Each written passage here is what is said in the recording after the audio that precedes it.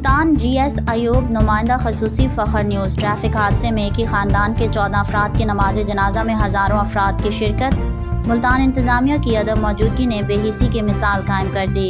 इंतज़ामिया की बेअमली पर नमाज जनाजा में शरीक गमगुसारों का वज़ीर आला मरियम नवाज़ के खिलाफ गम और गुस्से का इजहार। मुल्तान के इलाका अड्डा लाड एक चक शुमाली फौजीवाला के रिहायशी एक ही ख़ानदान के 14 अफराद के नमाज जनाजा में इंतहाई रिकत आमेज़ मनाजिर देखने में आए। लवाहिकीन और अहले इलाका ने नमनाक आँखों और फलक शगाफ चीखों में मरहूमैन के नमाज जनाजा और तदफीन में शिरकत की। इस मौका पर मुल्तान इंतज़ामिया ने बेहिसी के इंतहा करते हुए इस सानह अजीम को मुकम्मल नज़रअंदाज किए रखा।